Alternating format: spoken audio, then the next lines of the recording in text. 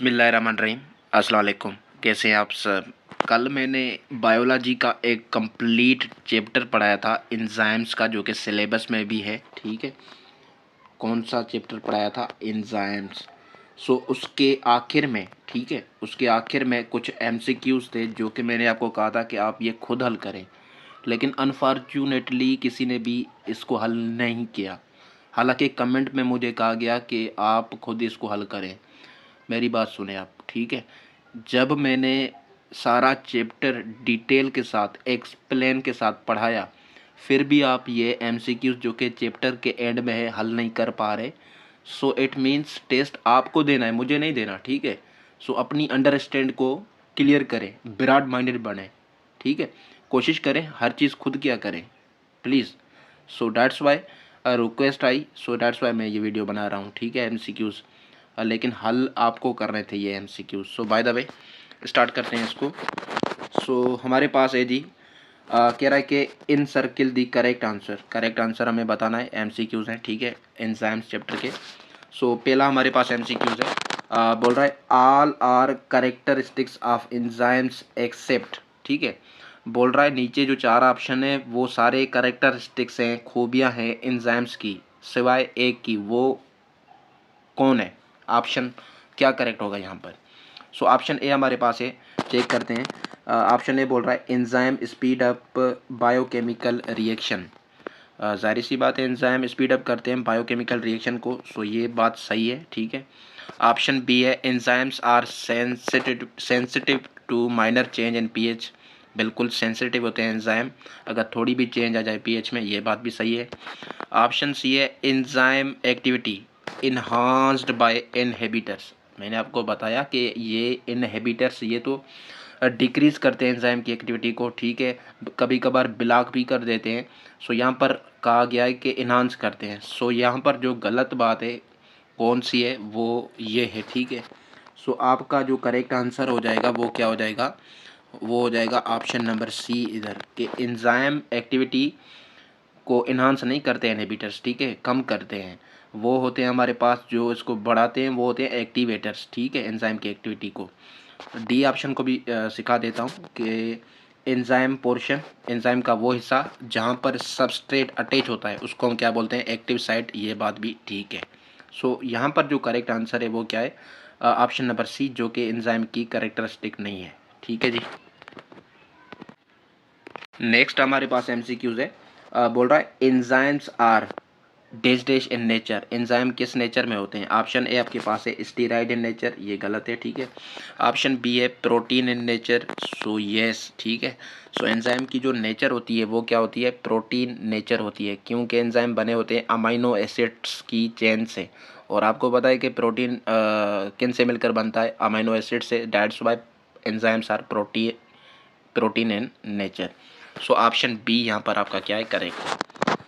तीसरे नंबर पर हमारे पास एमसीक्यू से बोल रहा है मेटाबॉलिक रिएक्शंस आर। मैंने आपको बोला ना कि हमारे लिविंग ऑर्गेनिजम्स की बॉडी में जितने भी केमिकल रिएक्शन हो रहे हैं उसको क्या बोलते हैं? Collectively metabolic reaction. और मेटाबॉलिक रिएक्शन के कितने टाइप्स होते हैं? दो होते हैं, एनाबॉलिक रिएक्शंस और केटाबॉलिक रिएक्शंस। ठीक है, सो कह रहा है कि मेटाबॉलिक रिएक्शंस आर, जो मेटाबॉलिक रिएक्शंस हैं, ऑप्शन ए हमारे पास है कंस्ट्रक्टिव रिएक्शंस, सेकेंड है डिस्ट्रक्टिव रिएक्शंस, तीसरा है इनहिबिटिंग रिएक्शंस। सो जो मेटाबॉलिक रिएक्शंस होते हैं वो कंस्ट्रक्टिव भी रिएक्शंस होते हैं, डिस्ट्रक्टिव भी होते हैं। ठीक है, कंस्ट्रक्टिव रिएक्शंस मतलब एनाबॉलिक। ठीक है, एनाबॉलिक ये मैंने डिटेल से पढ़ाया था उसमें चैप्टर में। उसके बाद जो डिस्ट्रक्टिव रिएक्शंस होते हैं, ठीक है, जिसमें ब्रेकडाउन होती है मालिक्यूल की, छोटे मालिक्यूल्स में। सो ये होते हैं केटाबॉलिक रिएक्शंस। ये कौन से होते हैं? केटाबॉलिक रिएक्शंस। ठीक है जी। सो यहाँ पर मेटाबॉलिक रिएक्शंस कंस्ट्रक्टिव भी हैं, डिस्ट्रक्टिव भी हैं। सो कौन सा ऑप्शन करेक्ट होगा? ऑप्शन बी है 1 and 2 only. So yes, 1 and 2 only, option B correct है, क्योंकि मेटाबॉलिक रिएक्शंस कंस्ट्रक्टिव भी हैं, डिस्ट्रक्टिव भी हैं। उसके बाद नेक्स्ट हमारे पास जो एमसीक्यूज है वो है, इसको मैं थोड़ा इधर कर देता हूँ। नेक्स्ट एमसीक्यूज हमारे पास है, नेक्स्ट एमसीक्यूज क्या बोल रहा है देखें। 4 नंबर पर the point where the enzyme is most active is known as, वो पॉइंट जहाँ पर एंजाइम बहुत ज़्यादा एक्टिव होता है, ठीक है, उस पॉइंट को हम क्या बोलते हैं? Neutral pH. सो ये गलत है, ठीक है। न्यूट्रल पीएच कितनी होती है? 7 होती है, याद रखें, ठीक है। ऑप्शन बी है एसिडिक पीएच, ये भी गलत है, ठीक है। ऑप्शन सी है बेसिक पीएच, सो ये भी गलत है। ऑप्शन डी है ऑप्टिमम पीएच, ठीक है। सो ये हमारे पास क्या है? करेक्ट ऑप्शन है ऑप्टिमम पीएच। एंजाइम जो है ना एक्टिव होता है ऑप्टिमम पीएच पर, ठीक है। हर एंजाइम की अपनी पीएच होती है जिस पर वो काम करता है। 5 नंबर पर है जी, active site continuously changes its shape until the substrate don't bind it is statement of, ये किसकी स्टेटमेंट है? हमने एंजाइम के चैप्टर में 2 मॉडल पढ़े थे ना, एक लॉक एंड की मॉडल, एक इंड्यूस फिट मॉडल, ठीक है। अब यहाँ पर बोल रहा है कि जो एक्टिव साइट है एंजाइम की वो कंटिन्यूसली लगातार तब्दील होती रहती है, ठीक है, जब तक सबस्ट्रेट उसके साथ बाइंड ना हो जाए। ये किसने बताया था? बेसिकली ये हमें बताया था इंड्यूस्ड फिट मॉडल ने, इंड्यूस्ड फिट मॉडल ने, ठीक है। सो ऑप्शन ए यहाँ पर क्या है? करेक्ट है। उसके बाद नेक्स्ट हमारे पास है जी, कह रहा है कि सिलेक्ट दी मिसमैच्ड, मतलब कौन सा मिसमैच पेयर है यहाँ पर, ठीक है। बेसिकली ये देखें, ऑप्शन ए हमारे पास है प्रोटीसिस, ठीक है। प्रोटीसिस ये एंजाइम है, ये किसकी मतलब ये किस पर काम करता है एंजाइम? ये कार्बोहाइड्रेट पर। सो यहाँ पर ये गलत है, ठीक है, ये मिसमैच है हमारे पास। सो ऑप्शन ए यहाँ पर करेक्ट हो जाएगा, क्योंकि प्रोटीसिस जो एंजाइम है वो प्रोटीन्स पर काम करता है, ठीक है, प्रोटीन की ब्रेक डाउन करता है। सो प्रोटीसिस, ठीक है। अच्छा, ये आप नोट कर लें, ठीक है। जो लिपेसिस एंजाइम है वो लिपिड्स पर काम करता है, ट्राइप्सिन प्रोटीन पर करता है, ठीक है, ये बात आप नोट कर लें। सो यहाँ पर जो प्रोटीसिस एंजाइम है वो काम करता है प्रोटीन्स पर, ठीक है। सो मिसमैच यहाँ पर ये है कि यहाँ पर प्रोटीसिस का बताया हुआ है कार्बोहाइड्रेट। उसके बाद नेक्स्ट हमारे पास है जी 7th नंबर पर chemical reaction requires particular conditions, बिल्कुल, to carry down at proper rate, specially chemical reaction को रिक्वायर है पर्टिकुलर खास कंडीशंस जहाँ पर वो आसानी से प्रोसीड करें, ठीक है। सो किसकी? सो हमने पढ़ा था किसकी? टेम्परेचर एंड प्रेशर की, ठीक है। टेम्परेचर कितना होता है? 37 डिग्री सेंटीग्रेड ह्यूमंस में, और प्रेशर कितना होता है? 120/80 mm ऑफ Hg, ठीक है जी। So chemical reaction require particular condition to carry down at proper rate, specially eight